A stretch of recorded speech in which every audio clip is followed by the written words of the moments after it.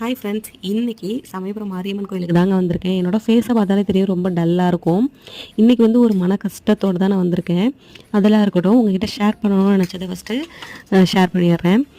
நம்மளோட ஃப்ரெண்ட் சர்க்கிள்லையோ இல்லைன்னா வந்து பார்த்திங்கன்னா ஃபேமிலிலேயோ நம்மளை பிடிக்காதவங்க நிறையா பேர் இருப்பாங்க. அதே மாதிரி நம்மளுக்கும் பிடிக்காதவங்களும் இருப்பாங்க. ஓகேங்களா? அந்த மாதிரி இருக்கவங்க கிட்டலாம் கொஞ்சம் இல்லைங்க, ரொம்பவே தள்ளி இருக்கிறது தான் நல்லது. ஒரு பழமொழி கூட சொல்லுவாங்கள்ல, துஷ்டனை கண்டா தூர விலகுன்னு.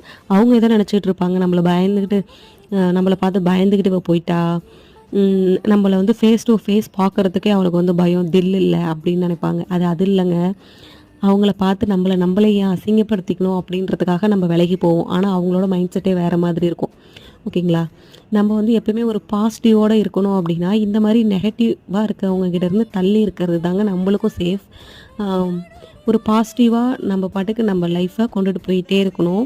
ஓகே ஃப்ரெண்ட்ஸ், நெக்ஸ்ட் வீடியோவில் பார்க்கலாம்.